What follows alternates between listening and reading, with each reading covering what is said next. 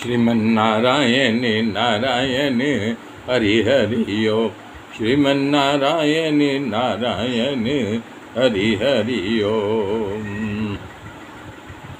राम कहा मुनि कहूँ बिचारी, रिसयति बड़ी लघु चूक हमारी।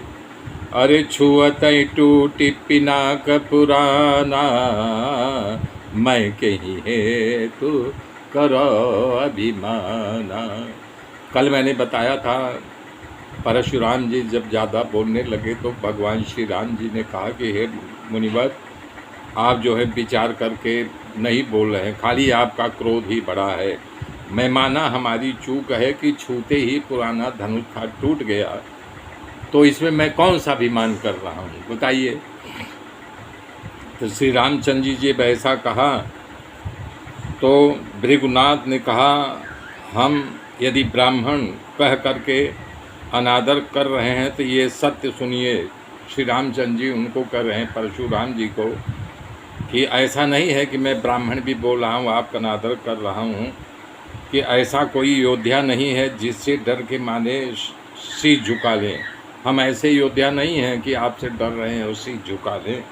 देवता, दैत्य, राजा, अन्य बहुत से योद्धा हैं जो हमारी बराबरी के हों या हमसे ज़्यादा हों या कम हों या निर्बल हों।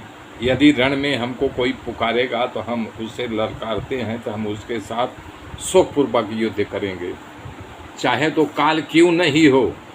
क्षत्रिय का शरीर है, युद्ध में डर गया तो नीच है, अपने कुल का कलंक लगा दिया है। मैं ये स्वभाव से कह रहा हूँ, अपने कुल खानदान की बड़ाई के लिए नहीं कह रहा हूँ कि स्वभाव है रघुवंशियों में जो रण में ललकारे तो मैं उससे जूझ जाऊँगा।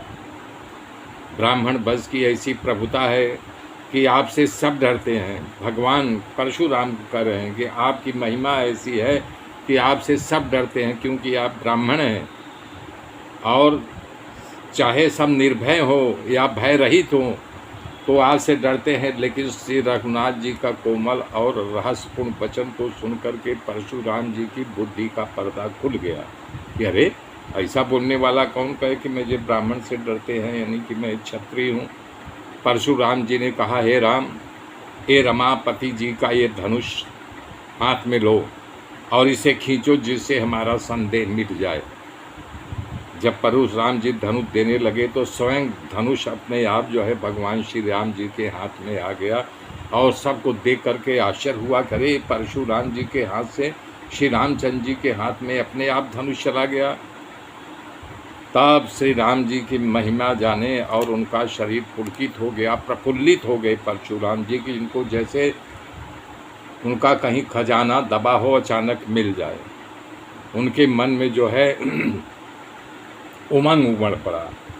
जय रघुवंश बनज बन भानु, अगहन दनुज कुल दहन किसानु। जय सुर विप्रधेनु हितकारी, जय मद मोह भ्रम भारी। तब वो प्रार्थना करने लगे कि परशुराम जी, हे रकुल रूपी कमल बन के सूर्य हैं आप, हे राक्षसों के कुल का नाश करने वाले, गाढ़ जंगल में आप जलाने वाले भयानक अग्नि के समान हैं, आपकी जय हो। हे देवता, ब्राह्मण और गाय का रक्षा करने वाले, आपकी जय हो, आपकी जय हो। हे मद मोह क्रोध और भ्रम को हरने वाले, आपकी जय हो। इस प्रकार से स्तुति करने लगे। मेरे मित्रों, मेरे साथ बने रहिए, आगे की गाथा फिर कल जोड़ूंगा। तब तक के लिए जय श्री राम।